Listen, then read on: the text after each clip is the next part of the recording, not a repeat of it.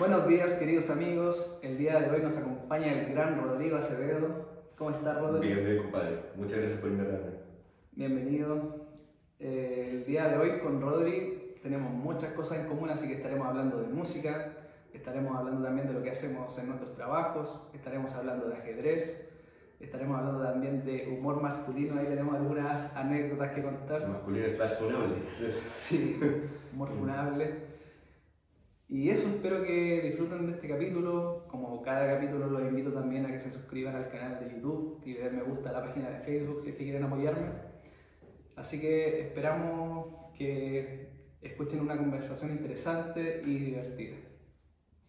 Bueno, Rodri, ¿podrías contarnos en qué momento empieza tu gusto por la música? ¿Cuándo aprendiste a tocar guitarra? ¿Cuándo fue tu primera banda también? Ya, a ver, la primera vez que agarré una guitarra fue como a los 13 años, 13, 14 años por ahí. Estaba en el colegio todavía. A mi hermana le habían regalado una guitarra. Acústica, me imagino. Sí, sí, y la dejó botada como un par de veces. Suele ocurrir que uno no encuentra la inspiración y deja el instrumento botado. Y yo de hecho quería aprender a tocar piano. Eso era como lo que yo quería aprender. Rico tocar piano. Pero sí, sí. Pero, o sea, los medios no estaban y además la guitarra estaba ahí, entonces un profe como que hizo un taller gratis de guitarra en el colegio y empecé a ir a clases. Entonces iba los fines de semana, pero el taller era como orientado un poco a que tú tocaras canciones como en modo fogata, ¿sí? Como con los acordes más rasgueos y cosas así. Y sonaba, pues sonaba igual, pero bueno, tuve que practicar harto hasta que las cosas fueron saliendo.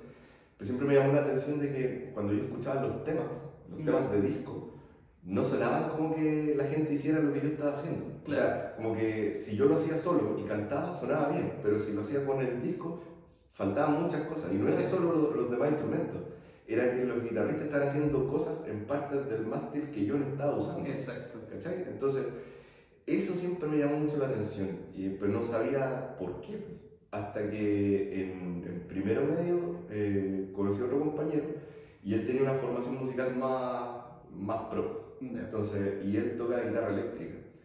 Ahí está. Entonces empezó, claro, y ahí empezó a tocar temas de Metallica, cosas que yo en ese entonces no había escuchado nunca. Entonces ahí me empecé a meter en el metal y en la guitarra. Y ahí descubrí como otro mundo nuevo y dije, ya, esto era lo que me faltaba, lo que no estaba haciendo en la fogata. Y ahí empecé a tocar temas un poco más complejos, un poquito más complejos. Y ahí también fue mi primera banda, pero en el colegio. Ah, ya, como a los 14 años más o menos. Como, no, o sea, un poquito, sí, como a los 17. Ah, ya. 17, y otro compañero también se puso como las pilas en eso y armamos un proyecto. Y eran covers de metal. Entonces, y de hecho mi primera tocata fue ahí, en el colegio. Bueno. O sea, armamos ese grupo. Igual joven, porque hay gente que se empieza a interesar como a los 24, quizás 25 por la guitarra. Sí, igual sí, joven. Claro, pero también tuve como un periodo de parón entre medio. O sea, yo toqué hasta como los 18, 19 y cuando toqué más hasta los 28. Porque la guitarra guarda en el closet. Por motivos varios, la verdad, pero fueron años que no toqué. O sea, la saqué muy puntualmente por un par de cosas. De hecho, cuando estaba estudiando informática, en una tocata de info, casi que por huella, ya armé como un grupo de gente y tocamos en una tocata de info. Pero fue como esa escena puntual y seria, y no volví a tocar hasta los 28. Claro, lo fome que si dejáis de practicar, los dedos ya no son no, claramente. Y sobre todo si tocáis cosas que son un poco más rápidas, claro. Se nota mucho que ya no tenéis la destreza de antes. Mucho. Sí. A mí me pasó algo similar con el piano, con el teclado. ¿Ya? Yo empecé con el teclado como a, no sé, a los 20. ¿Ya? Mi papá ahí nos compró un teclado grandote. Y empecé a sacar las típicas canciones básicas que vienen con el teclado. ¿Ya? Moonlight, pero la versión simplificada. ¿Ya? O Furelis. Furelis. También la versión simplificada. Y de a poquito me empezó a gustar. Al principio era súper manco, tocaba con la pura mano derecha, ¿cachai? O un poquito con la izquierda.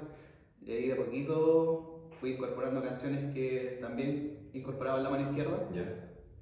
Y después de un tiempo terminé sacando temas súper complejos. Qué buena. El más difícil que saqué es uno que sale en una película que se llama la película por Amélie, me parece. No he visto la película, pero ese misma canción. Y es súper difícil porque con la mano izquierda vais tocando una forma que ya es difícil tocar solo con la mano izquierda y con la mano derecha, tirirín, tirirín. Sí. Y es muy, muy difícil y lo logré sacar. Pero me pasó lo que a ti. Después estuve muchos años sin tocar y cuando lo intenté volver a tocar ya no me salía de la misma manera como me salía.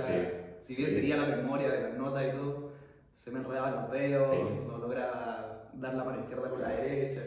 Bien, para la gente en la casa, hay un tema de musculatura también. O sea, es un ejercicio, aunque uno no esté sudando ni no es un ejercicio extenuante, pero acá hay un montón de músculos que así como uno va generando conexiones, las pierde y se atrofian también. O sea, uno pierde elongación, pierde un montón de cosas si dejáis de tocar. Exacto. Es esperable que pase algo así.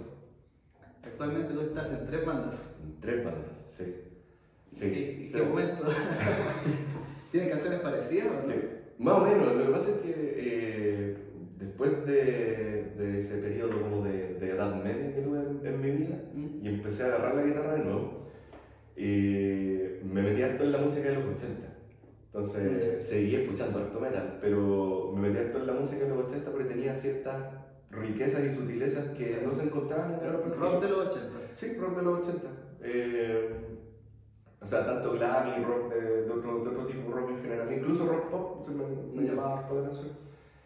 Y en ese tiempo me acuerdo que empecé a meterme harto en temas de Journey y como que me voló la cabeza porque tenía el manejo de voces, el teclado, la guitarra, si bien no era tan rápida como en el metal, se notaba que había una destreza importante. Entonces como que tenía una amalgama bien rica de cosas. Y ahí empecé a buscar gente que quisiera tocar Journey conmigo. ¿Cachai? Hasta que llegué a juntar este grupo de personas y empezamos a hacer música de Journey, pero el tema es que con el correr del tiempo nos dimos cuenta de que hay un par de tributos a Journey que son muy, muy, muy buenos. Claro. Y tienen como de caseros, digamos, a todos los locales importantes, donde uno quisiera tocar. Entonces no había cabida y la pega que hicimos era tremenda. Entonces decidimos virar un poco y ahí armamos el tributo a Foreigner. ¿La misma banda, los mismos músicos? Sí, los mismos músicos, ya hagamos un tributo a Foreigner. ¿Y cómo lo hicieron con el vocalista? ¿Se adaptó? Sí, porque el rango vocal de Steve Perry es similar al de Lou Gramm.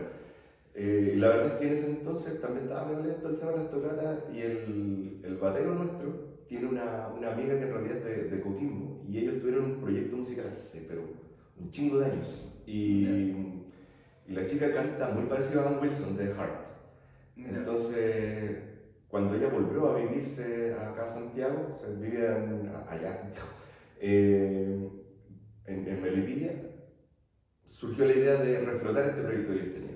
Entonces, como no estábamos teniendo tantas fechas, en paralelo hagamos este otro tributo a ver cómo nos va. Y la chica canta, pero maravilloso. Sacamos algunos temas y la cosa empezó a agarrar vuelo. Entonces, pero el otro proyecto nunca murió.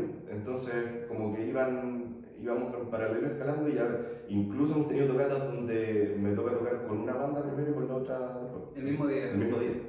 O sea, tengo un intermedio de 15 minutos y... Entonces me imagino que el número de canciones que manejáis en guitarra es enorme, ¿no? Más de 30, yo creo, por lo menos. Sí, o sea, son 16 temas en una banda y 15 en el otro. Pero eso es cuando tocamos el repertorio entero, porque en general te dicen, tienes una hora para tocar. Entonces hay que tachar algunas y ya, estas son las que... ¿En una hora cuántas alcanzan a tocar? ¿Unas 10? Unas 10, 11 canciones, sí, más o menos. Y van parando, me imagino, entre canciones, ¿no? No tanto, porque la idea es como dar la sensación de estar en un concierto. ¿Sí? En los conciertos los artistas no paran mucho. O sea, como ya, de hecho, incluso hay algunas canciones que tienen un arreglo hecho para poder terminar una y enganchar al tiro con la siguiente. Claro. Entonces a veces paramos como para saludar un poco al público, para decir alguna cosa, pero que estamos dale. Y después de estar tocando una hora o una hora y media, ¿quedáis con los dedos muy acalambrados o ya estáis acostumbrados? No es tanto los dedos, yo diría que es la sensación del cuerpo, porque yo trato de moverme harto y la parte como metalera nunca la perdí, entonces estoy como a veces cabeceando un poco. Me duele el cuello. Sí, de hecho al día siguiente me duele el cuello. Fíjate que la gente como que va a la tocata, disfruta la tocata y todo, pero no se ponen mucho a pensar de que uno llegó 3-4 horas antes al local, porque uno como siendo amateur no tenéis roadies que te ayuden. O sea, tú tenés que hacerlo todo. Tenés que montar el escenario completo, la batería, la guitarra, los amplificadores que son más cototos y todo, y hacer después una prueba de sonido. Claro. Y la prueba de sonido tiene que hacerse y estar todo eso listo antes de que se abra la puerta. Entonces, cuando la tocata parte, que ponte que sea a las 10, porque nosotros llegamos al local a las 7. Por lo menos a las 7. Por lo menos a las 7, sí. Eso es algo que normalmente la gente no ve, porque no piensa que ya está todo instalado y que la banda claro, llega a tocar. Sí, no. Ojalá. No sé. Y lo único ingrato es que normalmente a las bandas tributo no les pagan tanto como realmente el tiempo que le dedican, al final termina siendo como por amor al arte. Sí, no, la verdad es que sí, pero, o sea, no sé si me sentiría con condiciones de sentirme tan mal al respecto, porque no vivo de eso, entonces también me puedo dar el lujo de tocar canciones y en bandas donde yo quiera tocar. Exactamente. O sea, hay muchos guitarristas, no sé, que tocan bandas de música tropical, por ejemplo, pero son rockeros, pues ellos querrían estar en una banda de rock. Pero claro, pero hay que parar la olla, entonces tienen que tocar música que no siempre es de su agrado. Sí. Y bueno, me imagino que en cada país debe pasar algo similar, porque el estilo que predomina, a la gente que más le gusta escuchar ciertos estilos, por ejemplo, acá en Chile le gusta mucho escuchar la cumbia, o música urbana, reggaetón, cosas por el estilo. Sí. El rock ya es para los que tenemos de 30 para arriba normalmente. Sí. Y hay pocos locales como y son como bastiones del rock, donde sobreviven porque hay un grupo no tan grande de personas que los llena todos los fines de semana, pero es porque es como la gente que va quedando y uno lo nota al ver el público. Sí, exactamente. O sea, no, es raro ver gente de los early 20s ahí. O sea, no hay mucha gente de 22 años viendo esta música. Sí, yo lo veo en el caso de mi hermano que tiene 24, de sus amigos o familiares por parte de mi pareja también que tienen esa edad, y el rock para ellos es, no sé, como nosotros cuando éramos jóvenes quizás veíamos la música clásica, no sé. Claro. Y algo que sí puede que hayan escuchado ciertas canciones, quizás cuando cantamos karaoke a veces, cosas por el estilo, pero no es que les llame la atención o que lo vivan, son pocos niños o pocos jóvenes los que disfrutan del buen rock. Sí, es verdad. O sea, hay mucha música de la que a mí me gusta que se hizo antes de que yo naciera incluso, entonces... pero cuando te pasa eso, cuando te metís un poco más en la música. Exacto. En general el pensamiento popular no va en esa dirección. Y aparte de las bandas que tú tocas, ¿qué bandas sueles escuchar? En general escucho música que está como en ese mismo sector, digamos. O sea, todavía escucho mucho Iron Maiden. Metal escucho harto todavía. Y música un poco más nueva, te diría que son música instrumental, pero tienden a ser guitarristas. O sea, hay un guitarrista chileno que me gusta mucho su trabajo, que se llama Claudio Cordero. Tengo el gusto de haberlo conocido personalmente, de haber ido a algunos de sus conciertos. Es uno de los que salió mejores guitarristas del mundo hace un tiempo, ¿no? Sí. O sea, el tipo es muy seco, muy seco. O sea, no, la verdad es que llegan un poco de pena. Yo lo fui a ver una vez a la sala SCD. Se mandó un conciertazo, pero increíble. Y en ese tiempo no había restricción de aforo, o sea, la sala podría haber estado llena. Yo creo que no estaba ni a la mitad. Y para lo que cobraban la entrada, era una cuestión súper pagable, como para ir y escuchar música, pero de primer nivel, enfrente tuyo. Claro. Y no, como que no prende tanto. Exacto. Sí, es verdad, pues es un poco triste. Yo en mi caso, bueno, es que he pasado por hartos gustos musicales, pero últimamente me he enamorado harto de Pearl Jam y me encanta la voz de Eddie Vedder y intento cantar también algunas canciones de él. Y bueno, cuando más chico escuchaba harto Linkin Park, me acuerdo. Mago de Oz, escuché un tiempo ahí más tirado para el metal. Power metal. Sí. También estoy escuchando un poquito Héroes del Silencio. Y bueno, Rata Blanca, lo típico. Y otras canciones por ahí del rock latino como un poco más antiguas que actualmente dicen que rock latino no es rock, como Maná no es rock, no sé si he escuchado eso. La verdad es que yo no entiendo el hate que hay por Maná, nunca lo he entendido. Yo sé que yo no soy fan de Maná, pero nunca he entendido el hate que la gente le tiene. Y como creo que es un ninguneo como muy gratuito. Sí. Yo creo que quizás los comparan con otras bandas de rock un poco más pesadas. Puede ser. Esto no es rock, no sé.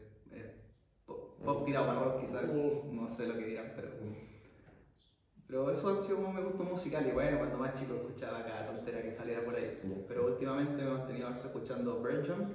¿Y sabes qué otra banda me gusta harto?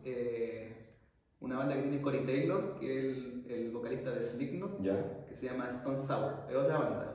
No la he escuchado. No la he escuchado, es buenísima. Y saca algunos temas, por ejemplo, With Game. Wicked Game. Sí. Pero, la de Chris Isaac. Esa, pero una versión acústica. Y medio tono más baja. ¿Cachai? Y suena. Más bajo. Sí. Porque ese tema ya partía muy bien. Sí, medio tono más bajo. Y sabéis que es súper buena la canción. Ahí te la recomiendo por si la quieres escuchar, esa versión. Y también canta un tema, bueno, de hecho lo canta con Slipknot, que se llama Snuff, que también me gusta bastante. También te lo puedo recomendar por si lo quieres incorporar a tu lista. Y en eso me he estado escuchando últimamente, pues como mis gustos musicales. Me hiciste acordar de un cover que le hizo Chris Cornell a Billie Jean de Michael Jackson. Buenísimo. ¿El Benja lo toca? ¿Lo has escuchado? No. Pero lo hace en versión Cornell. Sí. Ahí un saludo para el gran Benja. De Benjita. Tiene una versión y me parece que también lo bajó medio tono. No me acuerdo si lo bajó medio tono o un tono. El Benja canta un poquito más grave. Y le sale súper bien. Lo tiene ahí en su primer álbum, si no me equivoco. Billie Jean versión Chris Cornell. Qué buena. Sí. De hecho, escuché ambos y me gustó un poco más el del Benja. Le sale súper bien. Así que ahí lo recomiendo también para la gente que nos está escuchando. Benja Quintana, Billie Jean. ¿Placeres culpables tenéis en la música? Así como, esta cuando debería gustarme, pero... Sí, bueno, actualmente ya no mucho, pero cuando era chico, como a eso de los 12, 13 años, yo me juntaba mucho con primos que viven en Concepción. Concepción Talcahuano, por ahí. Y escuchaba mucha cumbia. Estaba de el grupo Red, el grupo Red, Ráfaga, Amarazul. Todo ese grupo. El Sound. Y escuché harta cumbia, sí. Y muchos grupos que la mayoría de la gente ni siquiera sabe que existen. Estaba de moda, me acuerdo también Potencia, Media Naranja, grupos argentinos en su mayoría. Y escuché todos esos años harta cumbia. Y me acuerdo que en el colegio cantaba, y mis compañeros me decían, estás cantando cumbia, déjate cantar un rato. Era odioso. Sí, ese es uno de mis gustos culpables. Y bueno, ya no la escucho en todo caso, cuando era muy chico. Y en la media también escuché harto reggaetón cuando estaba recién saliendo. Baila Morena, Lo que pasó. Reggaetón old school. Reggaetón old school, escuché harto, así como unos 4 o 5 años. Y en ese tiempo, que también estaba en la media y escuchaba esas canciones, me empezó a gustar Linkin Park y Mago de Oz. Y ahí empecé a poquito a meterme en el rock. Te cacho. Escucho harto también, hasta el día de hoy, Red Hot Chili Peppers. De hecho, con el Coque ahí sacamos un tema, él lo toca en guitarra y yo lo canto. Bueno, hay un saludo para el gran Coque. Y el Coque igual toca guitarra, y como es de acá de Curicó, de vez en cuando nos juntamos y tocamos algo, hemos sacado como 3 canciones. Y bueno, yo lo canto una maravilla, tú sabes, pero es para huevear un rato, para entretenernos. Sacamos Creep de Radiohead, sacamos Under the Bridge de los Red Hot, y el último que se me escapa, uno de Ataque 77 que se llama Beatle, no sé si lo conoces. Bueno, una canción más de Ataque 77. Y ahí cuando repetimos normalmente en bucle esas 3 canciones y estamos 1 hora, 2 horas tocando y cantando. Igual yo partí cantando hace poco, hace como 1 año, que empecé como a ponerme un poco más las pilas. Y antes cantaba en la ducha normalmente, en los karaoke. Y es entretenido, me gusta harto. Pero... Es que es muy entretenido cantar, muy entretenido. Pero me falta mucho para llegar a un buen nivel, o sea, si bien he mejorado, todavía me falta mucho que mejorar. ¿Y no te complica tocar el piano y cantar al mismo tiempo? Lo he intentado. Ya tenéis como que disociar mano izquierda y mano derecha, y encima de eso a veces la voz puede ir como en un ritmo igual, nada que ver a lo que estáis tocando con las manos. He sacado 2 canciones, pero no completas, con algunos pedacitos, y sí es mucho más difícil que cantar por separado o que tocar por separado, es mucho más difícil. Pero igual he podido, pensé que se me iba a hacer más difícil. Pero normalmente lo que toco en piano no es lo mismo que canto, ¿cachai? Ya. Toco en piano canciones que son como para piano. Te cacho, ya. Y lo que canto me gusta el rock, Sí. entonces canto canciones que suelo escuchar. A mí me pasa un poco parecido cuando voy a karaoke. Nunca canto los temas que toco con las bandas en primer lugar porque el registro está muy por encima de lo que Claro. yo puedo dar, entonces canto otros temas para no tampoco repetirme con lo mismo. Y en la banda yo hago un poco de apoyo en los coros, cuando hay algunas voces un poco más graves, pero eso es lo que puedo hacer. Sí, pues tú igual es bastante grave. ¿Alguna vez has escuchado, o sea, has intentado medir tu registro? Sí. De hecho, hace no mucho empecé con un coaching de voz. Ah, bueno. Pero coincidió que las primeras clases fueron justo poquito después que a mí me dio el COVID. Entonces, mi registro estaba igual un poco alterado. Entonces, ahí estaba con el rango de barítono bajo, pero probablemente es como de barítono normal. O sea, hay que volver a medirlo. Claro. Después de que ya como que sané esa parte y que he hecho algún ejercicio un poco más a mí me pasa algo súper curioso, es raro. Mi voz en las mañanas es distinta que mi voz en las tardes. Y en las mañanas puedo lograr registros más bajos que en las tardes. ¿Cachai? Como que cambia un poquito. Yo también me lo he medido con una aplicación que se llama Voice Tuner. Y normalmente la nota más baja que logro bien es un La2 o A2. Y si intento esforzarme, puedo bajar a la anterior, que sería un Si. Un Sol, perdón. Un Sol. Que estoy acostumbrado a bailar en inglés, por eso. Pero me cuesta. Pero normalmente un La2 puedo llegar bien, que es como la nota más baja. Y de ahí hacia arriba lo agudo haciendo un poco de esfuerzo, un poco de falsete. Ahí puedo llegar a algunas notas, pero requiere de mucha práctica. Sí. De hecho, yo pensé igual que no tenía como esa capacidad, ¿cachai? Pero de a poquito uno va probando cómo llegar a esas notas más agudas y esa aplicación ayuda a caleta porque si tú no tienes tan buen oído o un oído tan bien entrenado, a veces tú piensas que lo estás haciendo súper bien, que vas por súper buenas notas y en realidad vas medio tono más abajo, medio tono más arriba, cuesta distinguirlo. Me ayuda harto esa aplicación. Y hacia arriba creo que llego cerca de un A4, que sería un La4. Y falsete todavía no lo domino bien, tendría que practicarlo mucho más. Por ejemplo, este niño que salió ganador de The Voice, ¿lo has escuchado alguna vez? ¿Viste ese programa, The Voice? Sí, pero en la última temporada no se la viste. Es curicano, se llama Pablo Rojas. ¿Ya? Y él tiene un falsete y llega a unos agudos súper altos. Bueno, él no es barítono, si yo al ojo, yo creo que él es tenor. Yo creo. No lo sé la verdad, pero llega a unos agudos súper altos. Muy altos. Tiene un timbre muy similar al de Luis Fonsi. Igual hay barítonos que igual llegan alto. Yo siempre pensé que, no sé qué tan correcta esta información, pero siempre pensé que Michael Bublé era tenor. Y cuando hice algunos research por ahí, él aparece listado como barítono. Pero tiene un rango bien cototo de voz. Eso es lo otro, pues es algo que se puede entrenar, pero que también se da de forma genética, de forma natural. Sí, o sea, yo aunque quisiera cantar como Michael Kiske de Halloween, no podría. Bueno, los típicos ejemplos son de las personas que tienen los rangos vocales más altos, Freddie Mercury, que siempre lo nombran, Mariah Carey, en el lado de las mujeres. Claro, sí. Y Eddie Vedder también tiene un registro súper amplio. También puede cantar muy grave o también puede cantar con temas más agudos. El talento que tienen es impresionante, pero como sabemos no es solo talento, requiere muchas horas de práctica. Sí, la verdad es que sí.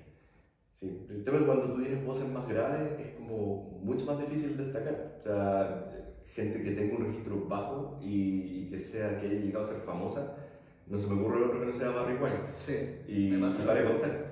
Quizá Elvis Presley también tiene unas canciones un poquito más bajas. Sí, es verdad, sí. Pero no se destaca por las canciones que canta en tonos más bajos. En No. tonos un poco más agudos. De eso me he dado harta cuenta también. Yo en mi caso, por el registro que logro alcanzar, se podría decir que soy barítono igual. Un poquito más tirado para abajo también.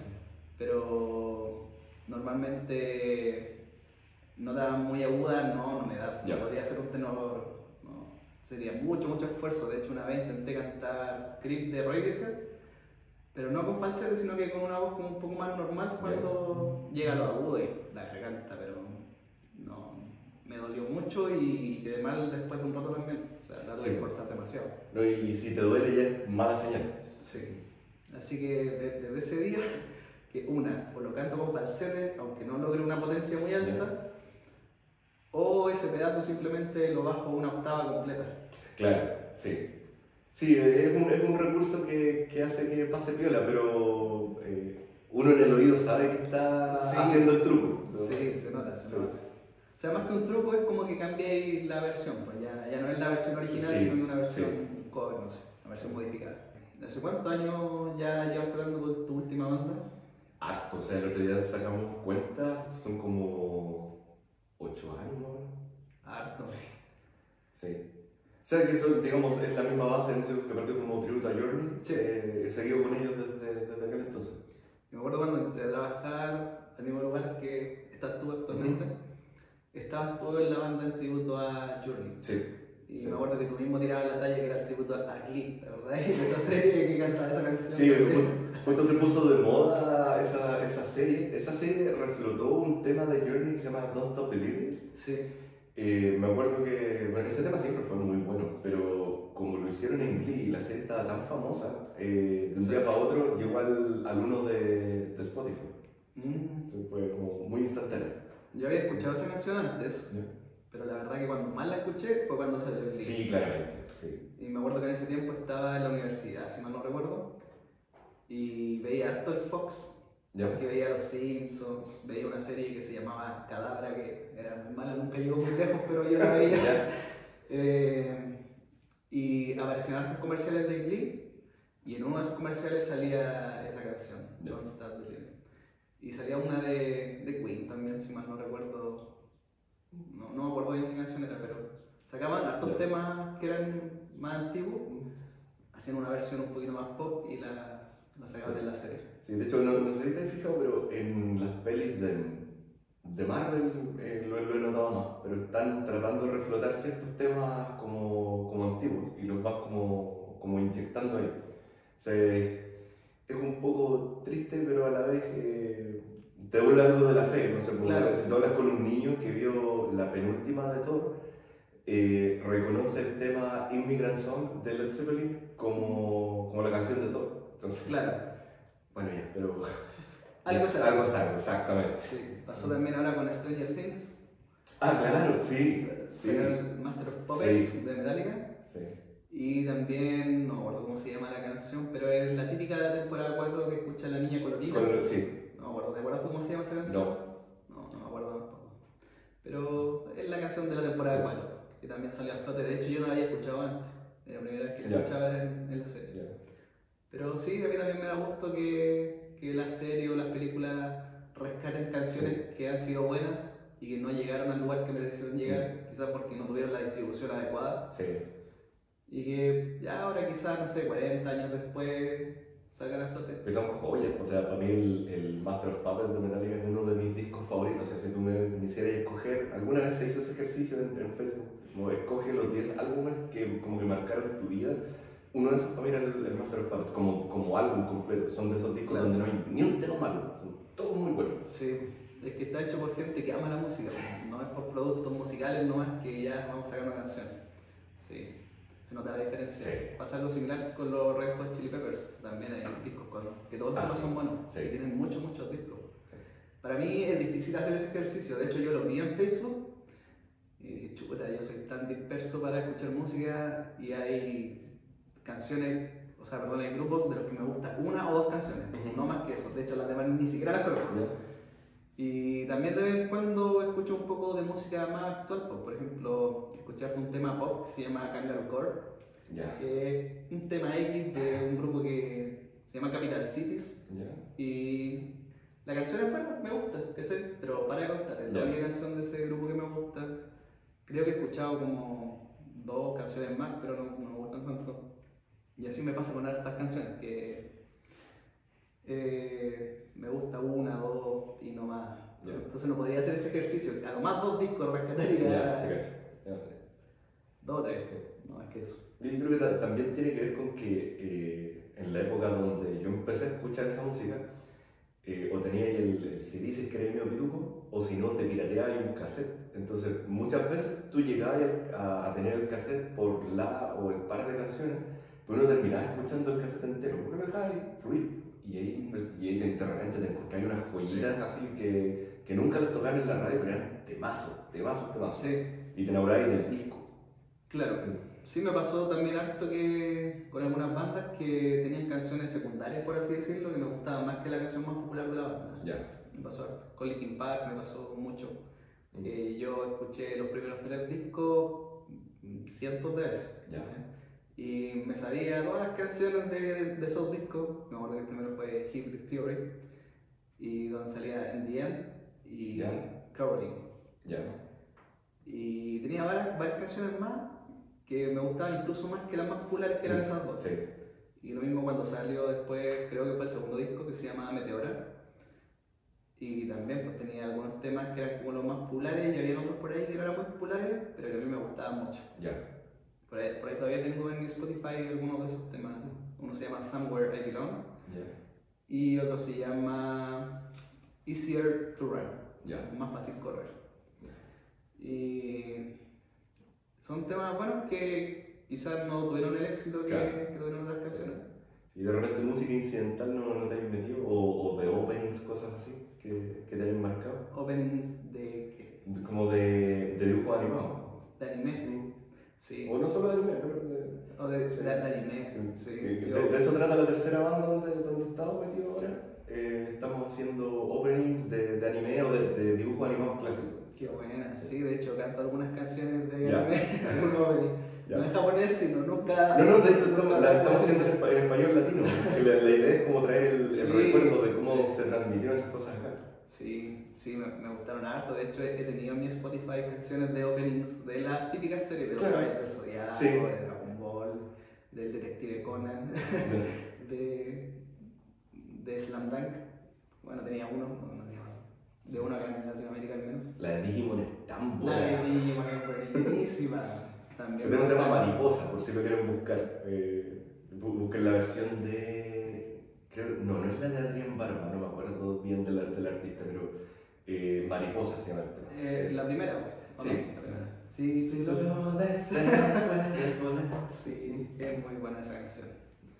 Y yo no tenía idea que no era de Digimon, porque tiene otra versión que es la versión original. Claro, sí, no dice Digimon, dice Oh mi amor. Oh mi amor, exactamente. Sí, es buenísima esa canción, me gusta.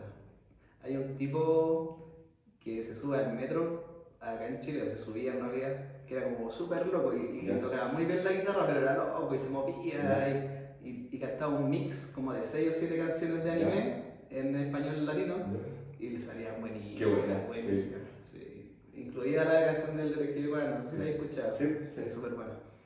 En este mundo de sombra y de luz.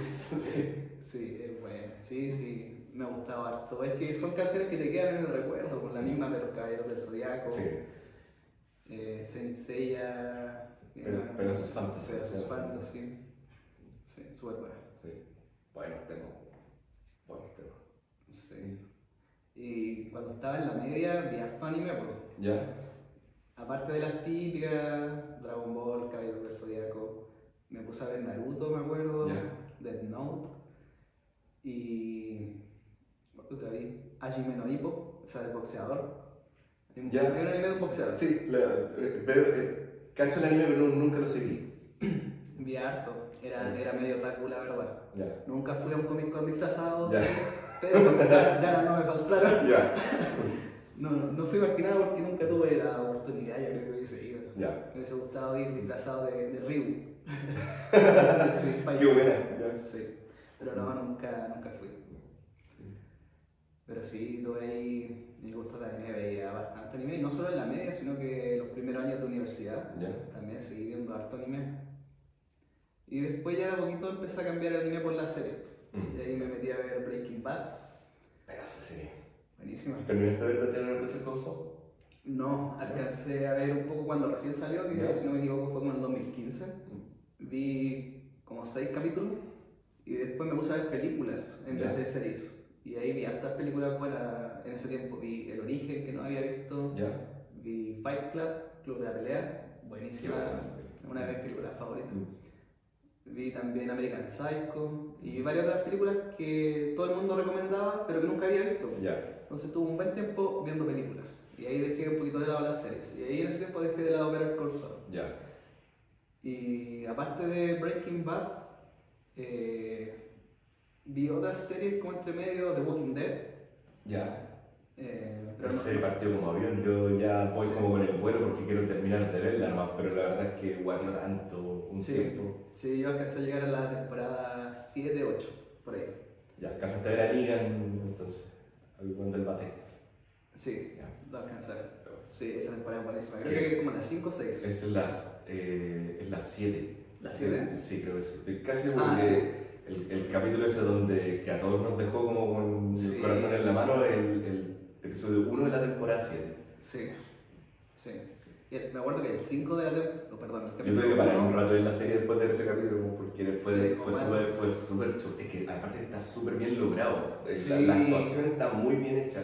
Sí. Y como que uno casi que se siente ahí, la sensación de desesperación Sí. es terrible. Es uno de los capítulos más fuertes que he visto Sí, en una serie. por supuesto que sí. Sí. Sí, porque es crudísimo. Sí, súper crudo. Ahí, si quieren ver la serie, veanla hasta la temporada 7, Sí. 8. Sí. Pero es el primer capítulo y sí. Sí, es muy bueno ese capítulo. Y te deja mal, de verdad que Sí, te deja mal. De sí. hecho, te deja pensando un par de días Sí, incluso, sí, no solo como- el momento de sí, verlo. la verdad es que sí. Como que no te la creís, pues como, no sé si has visto este efecto que usan harto en las películas o en Betty la Fea, que hacen que pase una situación y después de que ya pasaron 30 segundos o un minuto de esa situación, no era la realidad, sino que era un sueño, Sí, era sí, sí. o un pensamiento, Claro. un recuerdo. Yo pensé que iba a ser algo así, pues, ¿cachai? Que iba a despertar asustado y no fue así, pasó en realidad. Súper fuerte. Y de hecho como que se pone peor porque, o sea, pasa algo, no quiero hacer mucho spoiler, pero pasa como súper mega terrible y es como que ya sí pasó esto y después, acto seguido, vuelve como a pasar de nuevo y es como, por favor, paren. Sí, sí, rompió muchos corazones Sí, ese capítulo. sí, La sensibilidad de muchas personas igual, pues sí, son imágenes fuertes. sí. Hay varios videos de reacción de fans que se juntaban a ver y reacciones de ese capítulo, gente pero llorando desconsoladamente, unas chicas como casi al borde de la histeria porque de verdad es muy fuerte, muy fuerte. Sí. Me acuerdo que fui a ver una película al cine, Infinity War, si no me equivoco, creo. ¿Ya? Fui con mi pareja y con un primo más chico. Y bueno, no quiero contar el final de la película, pero ya la mayoría del mundo lo sabe y un personaje muy importante de la película muere. Y había harta gente llorando en el cine. Yo estuve al borde de las lágrimas. ¿Sí? Sí, en ese momento, sí. Y atrás mío, como hacia atrás y un poquito hacia la izquierda, había una niña de unos 15 años, pero desconsolada llorando. O sea, no que le cayeran lágrimitas, sino que Sí, llorando a mal, mares. así como en un funeral de un ser cercano, algo así. Sí. Sí, es impactante lo que te puede hacer lograr una serie o una película, siendo que tú sabes que son actores que siguen vivos, pero es impactante si uno se mete tanto en el cuento. Sí, es que transmiten la emoción y uno como que sintoniza con eso. Eso. Sí. Bueno, ahora cambiando un poquito de tema, vamos a hablar acerca de humor masculino, dado que con el Rodri nos conocemos hace hartos años, trabajamos en la misma empresa y solemos tener un humor más o menos similar. De hecho, no nos funen. estamos en un grupo de WhatsApp también donde se comparte mucho humor masculino. Y me acordé de, no sé si llamarlo una talla que nos pasó, o sea, más que nos pasó, fui yo el que la hizo. Y ¿te acuerdas que en la empresa llegaban a hacer gimnasia de pausa? Sí. Ahí para la gente que no está muy familiarizada, la gimnasia de pausa es cuando tú trabajas en una oficina o en cualquier puesto de trabajo que no te mueves mucho. Entonces llegan unas personas que son especialistas quizás en deporte o que conocen bien las partes del cuerpo también, de anatomía, y te hacen estirar un poco tus articulaciones, los músculos, ejercitarte un poquito también, ¿no? Hacían, me acuerdo, hacer algo así similar a la sentadilla. Fue ser profe de educación física Sí. que bueno, sí. Sí. Y en algunas ocasiones nos hacían ponernos en pareja. ¿Ya? Como para uno estirar a la otra persona, Claro, sí. o también en algunas de las clases nos ¿Alguna hacían... dinámica había el juego? O también tendría una pelota o algo. Sí. Sí, me acuerdo. O también simplemente hacer un masaje en los hombros al compañero. Y en una de esas clases, puede ser hasta años ya, debe haber sido hace unos 4 años atrás, o 5 años atrás, en una de esas clases nos tocó emparejar, ¿cachai? Y la profe, después de estirar un rato, mover las articulaciones, nos dijo que uno se pusiera detrás del otro para hacerle masaje en el hombro, ¿cachai? Y ya, todo bien, ni un problema. Y en una la profe dice, me da como un poco de vergüenza y un poco de risa. La profe dice, mire, haga masaje justo ahí donde está el huesito. Y a mí no se me ocurre mejor idea, te lo dije solo a ti en todo caso, según lo que me acuerdo, no escucho a nadie más. Y yo te dije, y él así un huesito. Y sabéis que me dio mucha risa, yo que estaba contando el chiste. Y me acuerdo que tú como que reventaste de la risa, como que estaba así tranquilo y fue como... y se supone que el chiste era como para los dos, yo lo dije bajito. Y me parece que no escuchó el Víctor también que estaba por ahí o algún otro compañero de trabajo. Pero la profe no escuchó, pues como te digo era un chiste solo para los dos, pero sí lo cachó que le estábamos cagando de la risa, porque fue como... ¿Por qué se están riendo? A lo mejor pensó que nos estábamos riendo de lo que ella había dicho, ¿cachai? Pero recuerdo esa situación y menos mal que la profe no nos escuchó, porque igual fue un poco desubicado, pero yo me acuerdo que me preocupé de que fuera un chiste muy silencioso, como que lo escucharais tú nomás. A veces uno lo trata de hacer así como despacito y te mandáis como la gran Chavo del Ocho. Como que lo vayas a decir, pero todo el mundo se cayó y aunque lo hubieras dicho bajito, todos te escucharon. Sí. En esta ocasión, menos mal que no fue así, pero sí nuestra risa fue evidente. Y como, ¿de qué se ríen estos dos hueones? Y los demás nadie se estaba riendo. Fue chistoso.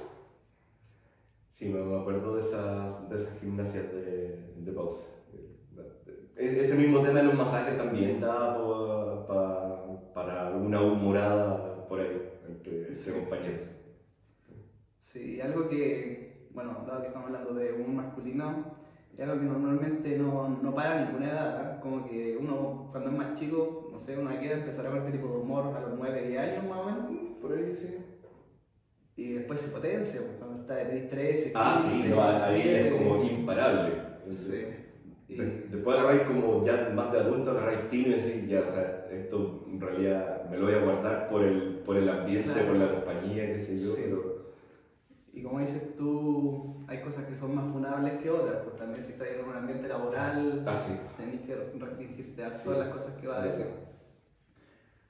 Pero yo creo que debe ser entre la enseñanza media, ¿no? Y llegando a los 18 años, y los primeros años de universidad donde más humor masculino hay. Sí, o sea, pucha, y también tiene que ver con nuestro rango etario también, o sea, yo no sé, pues no tengo tanto contacto con adolescentes de día de hoy, así que no sé cómo se están moviendo, pero sí te puedo decir que yo estudié la media en colegio de puros hombres. Entonces, ahí no había pero absolutamente ningún tapujo y el desparpajo era pero total, sin ni un regalo, pero por nada, por absolutamente nada. A mí me pasó algo muy similar. Yo hasta octavo básico, solo hombres. ¿Ya? Colegio solo de hombres. Después cuando entré a primero medio era mixto, pero había como, no sé, 40% de mujeres o 30% de mujeres.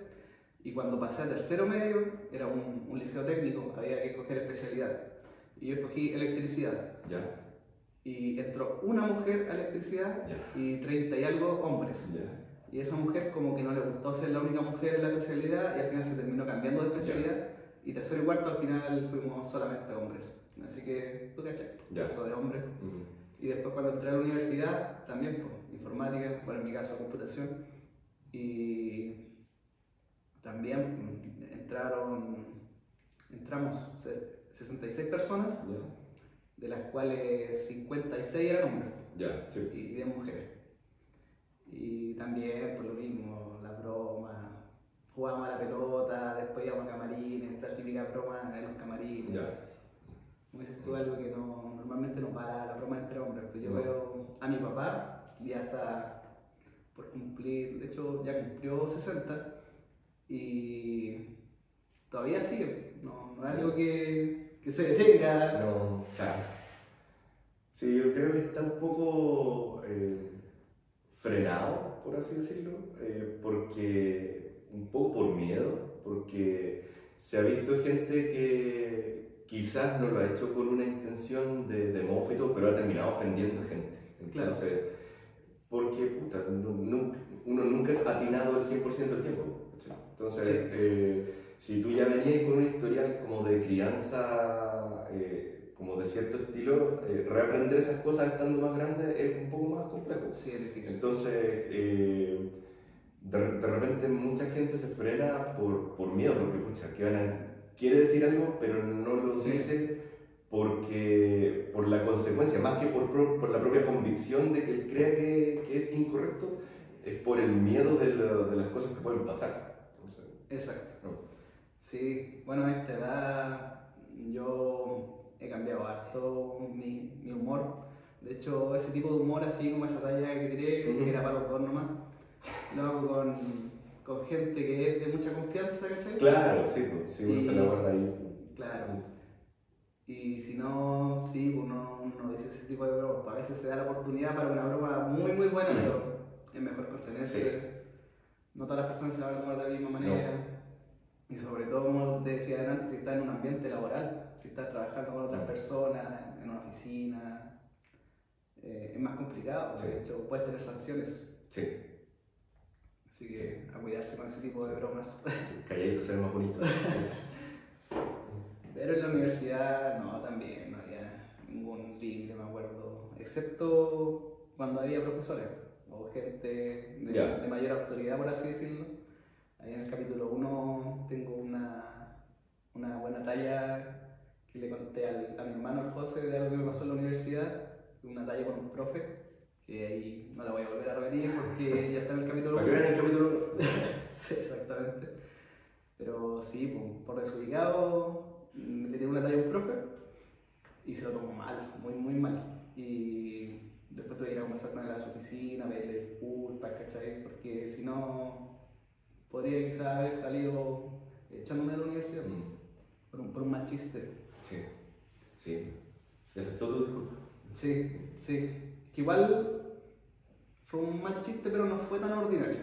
¿Cachai? No fue un chiste adecuado, ¿no? ¿Y a ti te ha pasado alguna vez chiste fuera de contexto, alguna situación, como por algún mal chiste, no sé? ¿O siempre tú estuviste dentro como del círculo que corresponde donde tirar ese chiste? No, o sea, no se me viene ninguna a la cabeza ahora, pero estoy seguro que más de alguna vez tiré alguna talla de salina. Entonces, trato de andar con más cuidado, porque nuestro tipo de humor es más o menos parecido, entonces... Sí. Es un humor que es un poco ácido a veces, entonces claro. trato de ser consciente al respecto. A veces han sido cosas sin querer también, o sea, de una persona ciega diciéndole ahí nos vemos. Entonces, pero me pasó una vez y te juro que no había dónde enterrarme, pero es porque esa forma de despedirse está muy arraigada conmigo. No porque para mí estuviera invisibilizado. Sí. Igual recuerdo que me han pasado cosas así. O sea, sin querer he dicho alguna palabra, sin quererlo, de verdad. Y no sé, o algo como lo que te pasó a ti. No recuerdo exactamente la situación, pero sí me acuerdo haber estado así como con esa sensación de que puta la cagué, es lo que dije. Sí. Y pasa mucho con el humor negro también, porque a veces uno, no sé, no solamente uno mismo, sino que a veces escucha chistes de otras personas demasiado desubicados en un contexto en el que no corresponde y es como, chuta, ya puede que en otro contexto haya sido chistoso, pero en el que estamos... ¿no? Sí, es verdad. Sí, al final eso creo que lo termina decidiendo la la propia audiencia, el lugar, más que el chiste en sí mismo. ¿Cachai? Claro. Si hay alguien que se ofendió por eso, puta, quizás ahí hay que verlo caso a caso, pero en la generalidad lo que corresponde simplemente es pedir la disculpa. Sí. Bueno, yo aparte de este gran podcast, sigo otros podcasts. ¿Ya? Y está muy de moda invitar a gente que es humorista. ¿Ya? ¿Sí? Y los podcasts que yo veo suelen ser mexicanos, entonces invitan a humoristas mexicanos. Y cuentan sus experiencias, cómo ha sido con el tema de la cancelación. Como le pasó acá en Chile al Checopete, de que lo cancelaron bastante, sí. Cuando estuvo en el Festival de Viña tuvo que hacer un humor muy muy distinto. Y recuerdo haber visto unos clips del humor que hacía 20 años atrás. Y sí, era un humor muy, muy fuerte. Ah, sí, sí. Y en ese tiempo estaba como aceptado, ¿sí? Sí. Entonces, me acuerdo que había un clip en el que hacía referencia, era prácticamente en otras palabras, a un abuso sexual, ¿cachai? Yeah. Y como que lo hacían de manera chistosa, como que la mina se había tomado varios copetes. Y como que ahí él con un amigo como que aprovechaban la situación y lo hacían como humor, siendo que por de trasfondo es un tema muy muy por fuerte. Por supuesto, sí. Entonces su humor hoy en día no está permitido. No. Y en ese tiempo era algo normal. La gente se reía. Claro, sí. Es que yo creo también que lamentablemente, nos hemos dado cuenta muy tarde de cagas grandes que habían antes, ¿cachai? Entonces estaba como muy socialmente aceptado el hecho de que no importaba el tema del consentimiento. Entonces se hacía, y eso te abría un hilo para hacer chistes al respecto. Entonces, desde que ya como que cortas ese tema de raíz, como mostrando la importancia que tiene eso, ya se te corta como todo un hilo de posibles chistes al respecto. Y sí, pues hay un youtuber, capaz que lo caché, que tiene un canal que se llama Críticas QLS. Sí. Él tiene, dentro de la variedad de programas que tiene, hay uno que se llama Sábado Funaki. Ese no lo había escuchado. ¿No lo has visto? No. Bueno, lo transmite por Twitch y después pone en YouTube como las mejores partes de cada capítulo. Yeah. Pero es básicamente que los fans le piden que vea programas como de los 90. Y algún ve un capítulo completo y lo va comentando y dice, bueno, esta va no podría estar hoy día. Y como que se ríe un poco trayéndolo a tiempo presente, se ríe de lo risible y se ríe de cómo esta sería imposible hacer hoy. Claro. Sí. Bueno, ya antes también el humor se basaba mucho en la homosexualidad, ¿cachai? Sí. Sí. Típico chiste de, no sé, humoristas, no quiero nombrar a ninguno, pero humoristas de los años 90, 2000, que era lo más famoso acá en Chile, era mucho humor basado en la homosexualidad, cosas que hoy día no se permiten, pues hay leyes en contra de ese tipo de comportamientos, entonces, y yo creo que está bien, ¿cachai? Sí, yo adhiero a eso. No, hay que tratar de ser ubicado y no ofender, hacer el intento. Es imposible no ofender a nadie. También hay que aceptar esa premisa. Claro. O sea, del momento que tú emites una opinión, por muy bien intencionada que sea, siempre está el riesgo de que alguien se ofenda. Ahora, la idea es no emitirla sin ningún tipo de cuidado, creo yo, por quien te está escuchando. Porque también hay gente que lo ha pasado muy mal. Entonces, cuando uno pone eso en la balanza, termina dando cuenta de ya, ok, esto quizás no, esto quizás con un grupo de 3, 4 amigos puedo tirar la talla con esto, pero en realidad no debiera hacerlo público porque alguien se puede sentir de verdad muy mal con esto. Claro. Sí, pero es verdad lo que dices tú, que es un tema de tino o de, ¿cómo se llama? Sentido común. Ver con el grupo de personas que está rodeado, ver el chiste que va a hacer. Igual quizás hasta cierto punto puede sonar un poco hipócrita, pero así somos normalmente las personas, nos comportamos de distintas maneras dependiendo si estamos con personas que son de más confianza, nuestra pareja, nuestros hijos, nuestros padres, abuelos. Y no es que tengamos dos caras o más de dos caras, sino que... No, pero yo creo que las personalidades de las personas tienen varias aristas, ¿cachai? Entonces, ciertas aristas lucen más frente a otras personas y no sigues siendo tú mismo. Lo que pasa es que uno puede moldear un poco las aristas que quieres hacer visibles con X personas y son las que en realidad te establecen un vínculo. Porque yo creo que nadie encaja 100% con todas las personas. Entonces, vaya a tratar de amoldar un poco y mostrar lo que te permite fluir mejor con la persona con la que estás interactuando. Y es eso, no es que sea falso. Claro, sí, es como ir aplicando el sentido común al final, sí, en distintas situaciones. Bueno, como mencioné en la introducción a este capítulo, Rodri es Product Manager. ¿Podrías contarnos de qué se trata ese rol? Honestamente no tanto, porque es un rol que es súper nuevo para mí. Ya. Te puedo contar lo que me condujo a ¿Sí? esto. Yo partí mi carrera, de hecho, como desarrollador. Alcancé a desarrollar como 3 años más o menos software. Y por ahí me ofrecieron dentro de la misma empresa una posición en aquel entonces se llamaba Business Analyst, para irme a otra área. Y cuando llegué a donde mi jefe a decirle esto, me dijo, ¿sabes que están por abrir como una división nueva y vamos a necesitar lo mismo, pero acá, para que no, en realidad no te vayáis como del centro? Y dije, ya, ok. Y lo acepté y me mandaron a hacer trámites para sacar visa y todo, y me mandaron a entrenar un mes en Estados Unidos. Yeah. Y ahí me hice como un business analyst y me metí un poco más en la parte de negocio, que era muy diferente a lo que venía haciendo. Mi interés ahí era porque, si bien siempre me gustó desarrollar, me gustaba el contacto con los clientes.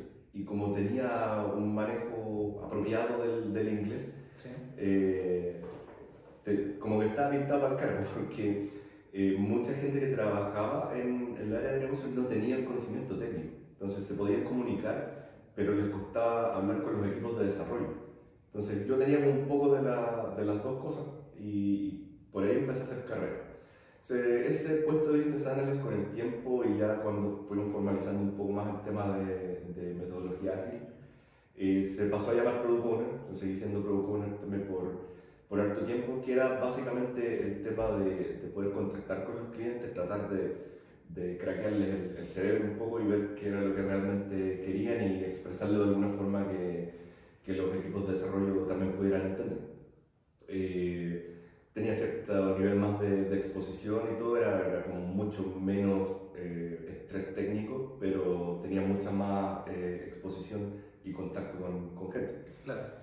Y eso me llevó después, con el correr de los años, a ser Product Owner Lead, que ya me despegué un poco del tema de estar en los equipos mismos, y ya tenía que, en el fondo, coordinar.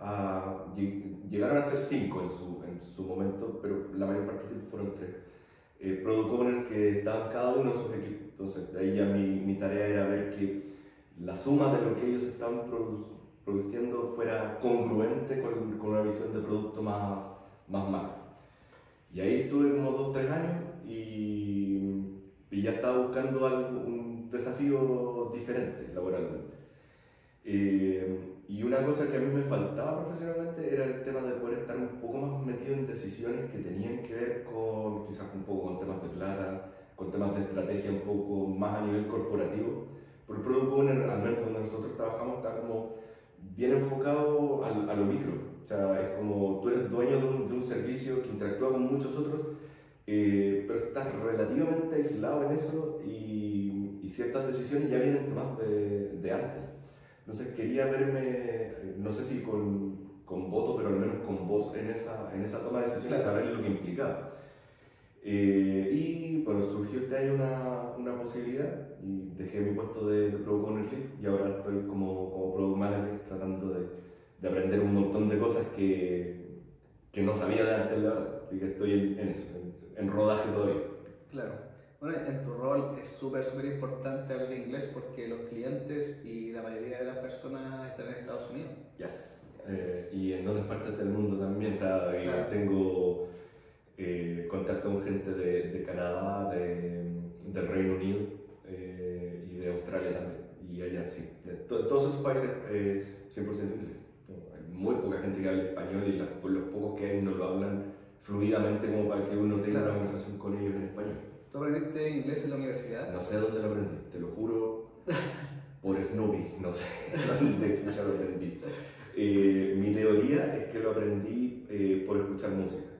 Porque a pesar de que yo tocaba guitarra, vean el otro segmento donde hablamos de la música, y tocaba metal y tocaba guitarra, trataba de cantar igual, pero tenía las partituras y todo, y veía la letra, entonces lo cantaba, y como el oído te ayuda a distinguir ciertos fonemas que en realidad no tenemos en el español. Claro. Tenía cierta fluidez y a veces ni siquiera yo sabía lo que estaba cantando, pero lo pronunciaba de manera relativamente bien. Y cuando entré a trabajar a esta empresa, fue como súper curioso porque hubo una entrevista, cuando recién abrió el centro éramos súper pocas personas, y nos entrevistaron primero en grupo. Y pude hablar algunas cosas en inglés y dije, oh, ya, creo que como que me puedo defender. Y después cuando me hicieron una entrevista uno a uno, en ese entonces tenían un traductor, porque los estadounidenses no pensaban que iba a haber gente que hablara inglés acá. Entonces, pero están dispuestos a pagar cursos, a hacer como el esfuerzo inicial como base de fundación. La cosa es que llegué a la entrevista uno a uno y están estas dos personas que fundaron el centro de desarrollo y una chica que era traductora. Entonces, ya mira, te vamos a entrevistar, ¿querés hacer la entrevista en inglés o en español? Dije, tratemos en inglés y total hay un traductor, okay. Y me largué a hablar y estuve una hora en la entrevista y no necesité nunca el traductor. Y en cierto momento recuerdo haber pensado, no, chucha, estoy hablando inglés. Wow. ¿Te diste cuenta de la transición de saber un poco a hablar? Sí. Ahora, en ese entonces todavía como que tenía ese cableado mental de traducir de español a inglés y luego hablar. Todavía no lograba el tema de pensar en inglés, básicamente, que es lo que uno tiene que lograr para poder tener fluidez completa. Sí. Recuerdo desde que entré a la misma empresa que tú, que esto ya fue hace 7 años y medio más o menos, siempre han bromeado contigo por el tema del acento británico. ¿De dónde salió eso? Lo que pasa es que dentro de... A mí me gusta mucho el inglés como idioma también. Entonces cuando empecé a darme cuenta de que lo hablaba con cierta facilidad, me empecé a meter a escuchar muchas cosas en inglés, ya como que poner un poco más atención en las series, sacarle los subtítulos, ponerle subtítulos en inglés para ir cachando expresiones, y me empecé a dar cuenta de que habían diferentes acentos. Sí. Y cuando vi algunas cosas que eran británicas, me di cuenta de que el acento era bien diferente al que uno está acostumbrado de ver series norteamericanas. Sí. Y me pareció sumamente elegante. Y como muy agradable al oído. Entonces traté de empezarlo a imitar. Hasta el día de hoy sin tanto éxito como quisiera, pero si yo pudiera escoger la forma en que hablo inglés, trataría de que fuera como en esa dirección, porque suena como muy bonito. Sí. Parte del motivo de mis últimas vacaciones que tuve de haber ido a Londres era poder meterme, caminar por calles y sentir que estaba como inundado de eso, de esa tonalidad. Sí, yo cuando empecé a estudiar inglés fue en la universidad y antes de eso me había pasado algo muy similar a ti con la música. ¿Ya? Con la música o las películas que a veces daban en inglés y uno empieza a familiarizar el oído, pero cuando realmente aprendí inglés fue en la universidad. Y la mayoría de las profesoras que tuvimos eran estadounidenses. Entonces me acostumbré primero a ese acento. Y uno que otro software que usábamos para aprender inglés tenía acento británico, pero en ese entonces yo no sabía distinguir la diferencia. Yo lo escuchaba iguales. Después con el tiempo fui adaptándome mejor al oído y claro, es verdad lo que dices tú, que el acento inglés o el acento británico mucho más como elegante y al principio como que me pareció un poco similar al francés, no sé si te pasó. Sí, es que tiene otra forma de pronunciarse como muy diferente. O sea, de hecho la propia palabra water es, o sea, el water es en americano, pero los británicos le dicen water. Water, sí. Water. O sea, y es como muy diferente. Sí, tiene un cierto dejo de francés, ciertos como arrastres en algunas palabras. Sí. Es muy bonito, la verdad. Yo cuando tenía como, no sé, 20 años, me gustaba mucho un deporte que se llama free running, que es como el parkour, que le dicen. Pero el free running es como la versión inglesa, ¿cachai? Porque el parkour nació en Francia. Ya. Pero en Inglaterra le pusieron free running. Ya. Y los tipos que yo seguía eran ingleses. Y hablaban con un acento inglés, obviamente, un acento británico. Y yo lo escuchaba y decía, ¿por qué hablan así? ¿Por qué hablan tan distinto a como hablan, como yo estoy acostumbrado? Y decía, ¿hablarán realmente inglés o estarán hablando un idioma parecido? Porque me acuerdo que había un ejercicio que era como ir corriendo contra la pared, darle como una patada a la pared y hacer un mortal hacia adelante y caer de pie. Y se llama wall front, como wall front, como de que es con la pared de wall y front porque es un mortal hacia adelante. Pero ellos decían el woofon. El woofon. Decía, ¿por qué le dicen así, como tan distinto? Y claro, pues después caché que era por el tipo de pronunciación que es muy diferente. Sí, bien diferente. Se puede llegar a ser complicado el tema de manejar acentos diferentes. Y también en la pega me ha pasado que se vuelve también parte de tu trabajo, ya no solo hablar inglés, porque si tenés que hablar con múltiples clientes, también vas a tener que dominar multiplicidad de acentos. Entonces, y a veces ocurre que en una misma reunión he tenido gente de India, de Australia, de Inglaterra, de Canadá, de Estados Unidos, y esos 5 tienen acentos diferentes. Sí. A mí me costó al principio, cuando entré a esta empresa, el acento indio. Me costó bastante. Siendo que quizás un poquito más parecido al acento latino que el mismo estadounidense, en algunas palabras. Pero algunos hablaban demasiado rápido, como que no tenían como esa condescendencia con nosotros de que no éramos españoles, que no hablamos un inglés nativo, sino que asumían que todos podíamos escuchar a la primera y hablaban muy rápido. Y no, me costó mucho adaptarme. Cuando escuchaba a los gringos, ya sí los podía entender bastante mejor. Y a mí me pasó algo muy raro, que no le pasa a la mayoría. La mayoría de las personas entiende más de lo que puede hablar. Yo cuando empecé a trabajar podía hablar más de lo que entendía. ¿Cachai? Cosa de la vida. Y yo podía expresarme, podía hablar quizás no tan rápido, no tan fluido, a veces hablar en presente cuando tenía que hablar en pasado. Pero podía expresarme y me entendían. Pero no siempre yo le entendía a ellos. Y yo quedaba como... Y a mis compañeros que estaban cerca le decían, no le entiendo, podías responder tú. Pero me costó adaptarme, no estaba tan acostumbrado a escuchar. Yo pensaba que sí, pero no estaba tan acostumbrado. Como un proceso. Sí, pero es una habilidad que se desarrolla también como la otra. Lamentablemente, el partirlo tan grande, uno como formalmente tratar de aprenderlo un poco mejor, se te pone como bien cuesta arriba. O sea, yo tengo una amiga muy querida que es profe de inglés y no me ha vendido ninguna pomada. Ella me decía que es muy difícil, prácticamente imposible de que yo adquiera realmente un acento en particular. Porque me dijo, ya como que mi acento se despegaba un poco del latino promedio porque era como más neutral. Pero como yo no me crié hablando con los fonemas de ellos, es muy difícil que yo logre ir para allá. O sea, hay cursos de reducción, hay hasta cursos de reducción de acento. Pero son como caros y largos para el resultado que van a tener. Y es difícil porque cuando uno habla, normalmente no está preocupado de cómo estás hablando en una conversación natural. Quizás si estás presentando frente a gente, puede quedar un poco más elegante. Pero normalmente uno habla, ¿no? Y como a uno le fluye y con los fonemas, como dices tú, que uno está acostumbrado. Entonces, por suerte, yo igual he tenido buen oído y he podido adaptar un poco al acento americano. Pero yo sé que cuando ellos me escuchan es como un Tarzán hablando inglés. Todavía le falta mucho que mejorar en temas de acentuación, de pronunciación también. Y a mí en particular me gusta harto el acento americano.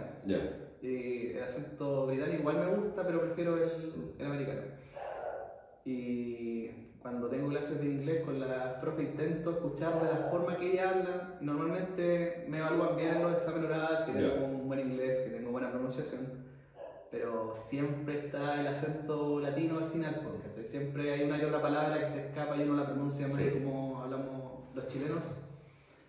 Y me costó harto, por ejemplo, el tema de diferenciar la CH de la SH. Mucho. Para mí eran exactamente igual. Sí. Bastante diferencial. Claro, o la I latina con la doble E. Claro. sí se pronuncian diferente. Muchas veces pasa tan rápido que uno no lo nota mucho, pero sí se pronuncian diferente. Sí, así muchas palabras. Es difícil en realidad, como dices tú, partir a una edad más adulta, no es para nada sencillo. Y me he dado cuenta que también, obviamente, pasa al revés.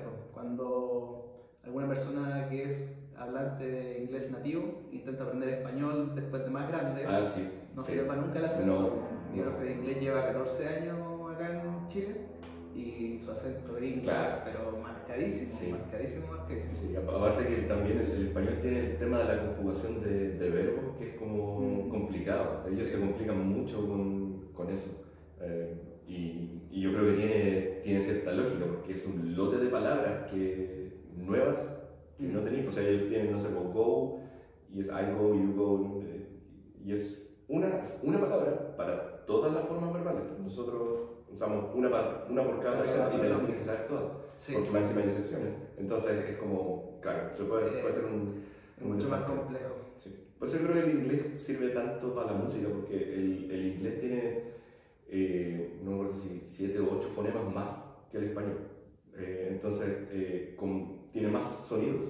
Entonces, como para hacer música es muy bacán. Claro. Pero yo creo que para hacer poesía, por ejemplo, el español es mucho mejor, porque tenéis más palabras, entonces tenéis como una paleta más grande de cosas con las que jugar. Exactamente. Interesante. Oye, la verdad que vi un video de unos chilenos que andaban en Inglaterra y les hacían pronunciar la R. No sé si sí, pues ellos no pueden pronunciar la R. Decían rana. Rana. No, rana. Sí. Rana. No es es rr. Sí. Y intentaban hacer y le hacían Oye, y hasta ese momento, antes de ver ese video, no sabía que no podían. Claro. Y lo mismo que nos pasa a nosotros con ciertos fonemas, que no podemos porque nunca los hemos hecho. A ellos les pasa lo mismo, nunca han hecho la R como hacemos los que hablamos español y se les hace muy difícil decirlo. Sí. A veces ellos te hacen decir como ejército en inglés, que es army, pero uno lo lee como esto y uno dice army. No se dice así, no es army, es army. Army, sí. Al final, la técnica que yo utilicé muchos años era intentar imitar a un gringo. Porque cuando los gringos hablan español, tú te das cuenta cuáles son sus fonemas. Sí. Cuando ellos intentan hablar español, hablan con los fonemas gringos. Y ahí uno se da cuenta y si tú lo intentas imitar y después intenta hacer lo mismo, pero en inglés, logra una pronunciación más o menos similar. Pero uno no se da cuenta que le falta mucho. Una vez piensa que lo está haciendo excelente, mi inglés soy casi un gringo.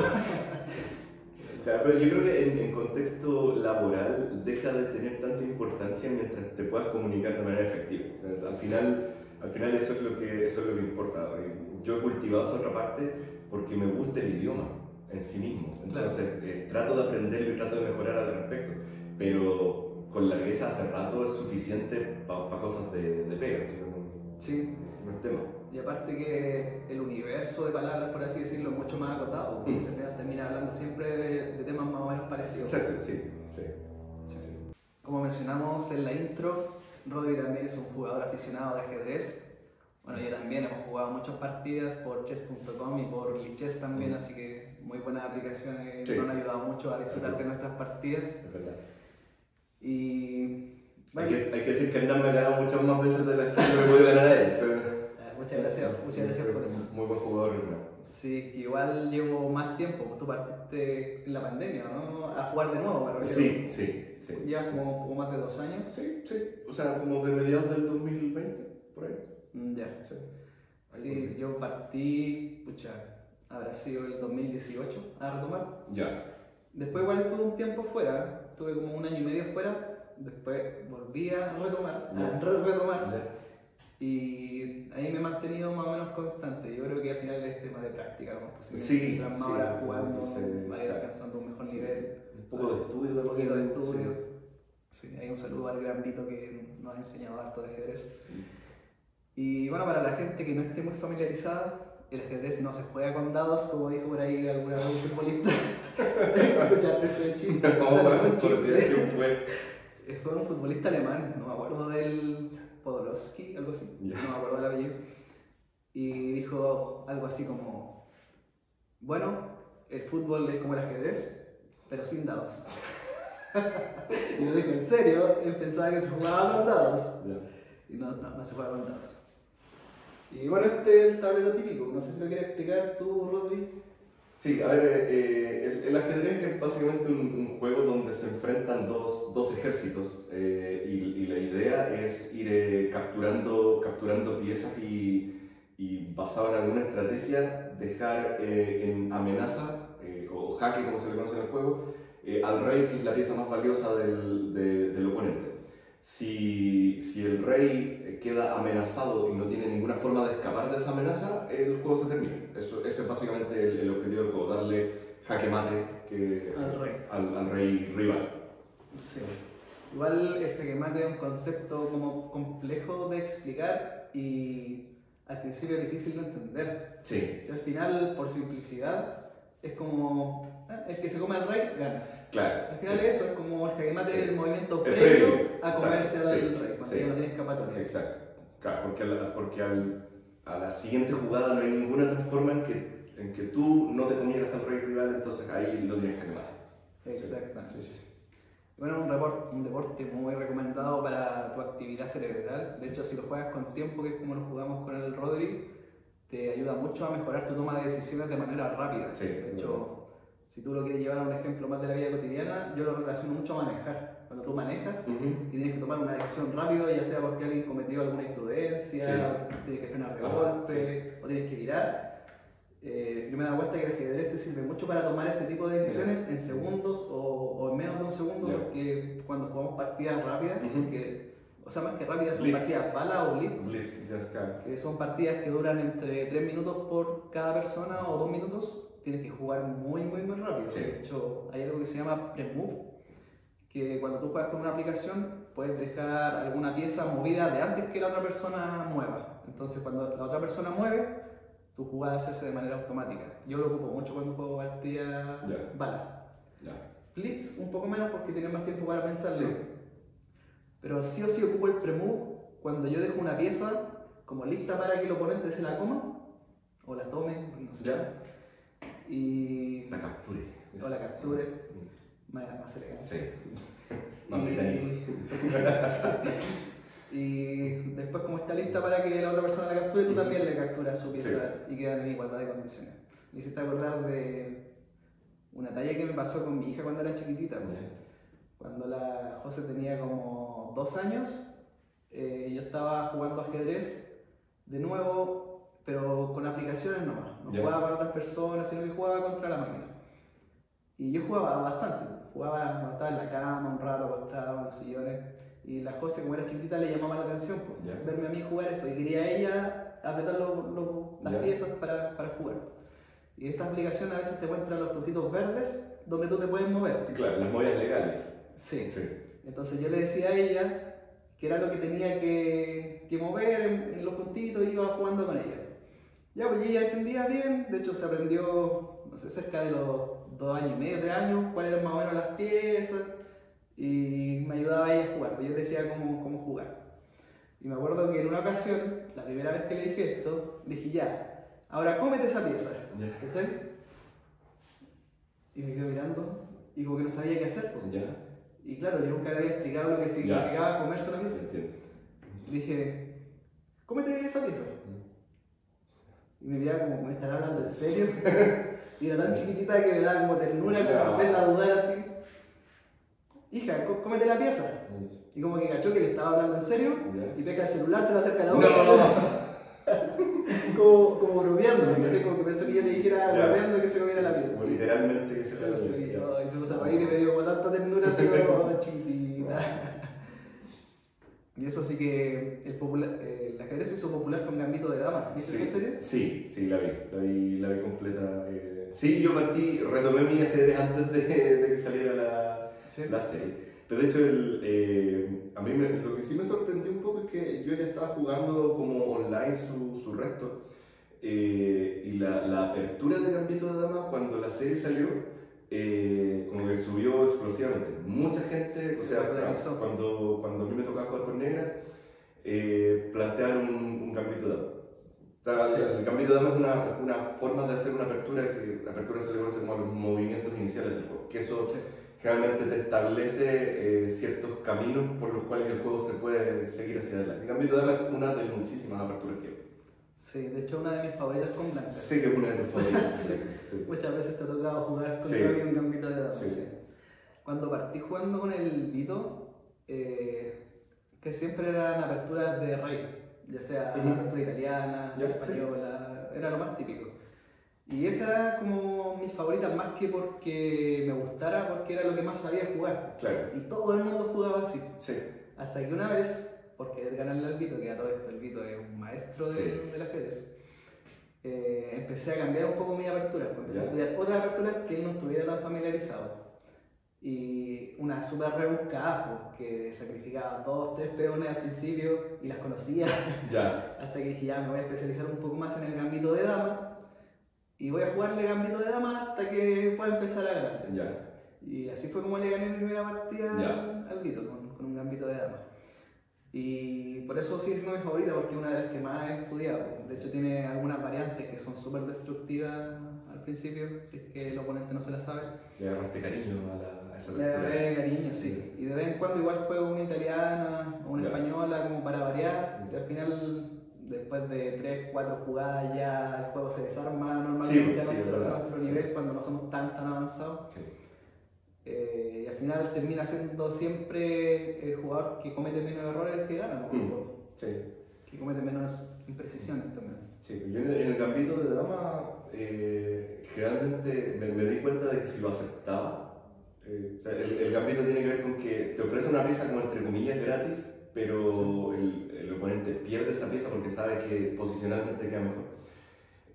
Cuando yo aceptaba la pieza, rápidamente quedaba en desventaja. O sea, había una forma típica de declinar el gambito que era la que se usaba más, pero por ahí el Nico Vega, que es otro gran ajedrecista que conocemos, me sugirió que estudiara la defensa eslava. Y por eso yo no declino el gambito de dama con el gambito de dama declinado típico. Yo planteo una eslava y llevo la acción por el otro lado. Y la eslava es una defensa súper vieja y está, por lo que he visto, en poco uso hoy en día, al menos en jugadores amateurs como nosotros. Entonces, así como de repente el gambito te descolocaba, defenderte de esa forma también descolocaba al otro. Es una línea que probablemente el oponente no ha estudiado tanto, el de ese tipo de defensas. Sí, eso es bueno igual en jugadores como nosotros, cuando nos enfrentamos a jugadores que son más experimentados y tienen como alguna línea muy bien estudiada, jugarle como un poco distinto a veces los descoloca y a veces ponen las cosas un poco más parejas. Porque si juegas por las líneas que ellos ya se saben de memoria, te van a jugar de memoria. Y al final eso, como conversábamos la otra vez, mata un poquito como la diversión del juego. Sí, la verdad es que estás jugando todo el rato de memoria hasta llegar ya a un punto en que la partida se vuelve muy pareja, como no es tan emocionante.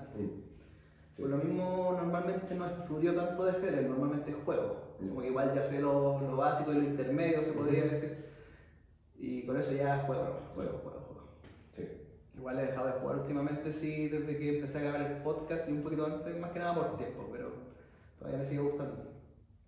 ¿Y hay ejercicios? ¿Has visto esos ejercicios que hay en la aplicación? Sí, de repente hago esos ejercicios. A veces me dejan pensando que en realidad había otra forma de resolver esto, pero bueno. La idea del ejercicio al parecer es que uno lo haga como completo en su cabeza antes de resolver en el tablero. Eso también es complejo. A veces debo asumir que hay veces que es difícil, que es más difícil de lo que mi capacidad de ajedrecista puede lograr.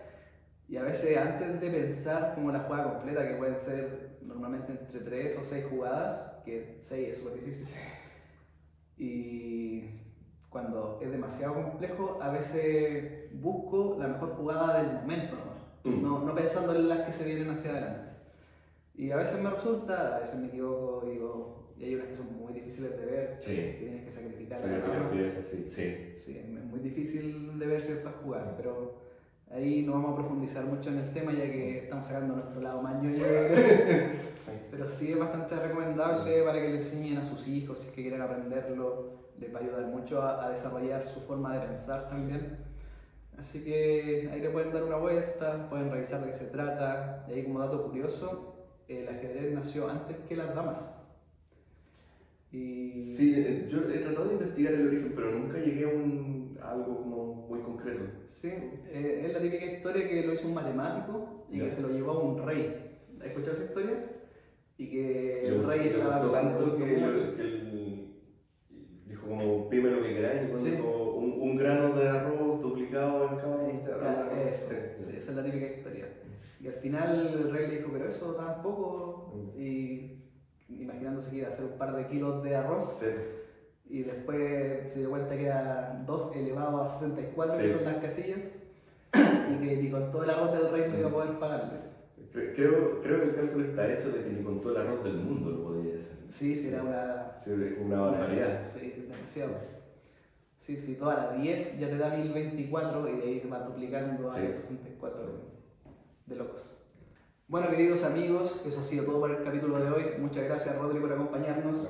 El placer ha sido mío, compa. Así que lo pasé súper bien. Me gusta hablar de temas variados. Creo que tocamos un abanico de temas bastante grande. Es la forma en que veo la vida, creo yo, un poco. O sea, me gusta como moverme en diferentes aspectos y le llevo a tomar el gusto a varios. Así que sí. Lo bueno es que tenemos muchas cosas en común, pues entonces podemos hablar de estos temas absolutamente. Más o menos y manejamos de una manera más o menos parecida. Sí. Así que concuerdo contigo, muy agradable la conversación. Vale. Te repito las gracias por estar acá. Y también invito a todos los amigos que nos están viendo, si quieren ayudarme, que se suscriban al canal de YouTube, ya que es muy difícil conseguir suscriptores. Así que eso, que estén muy bien.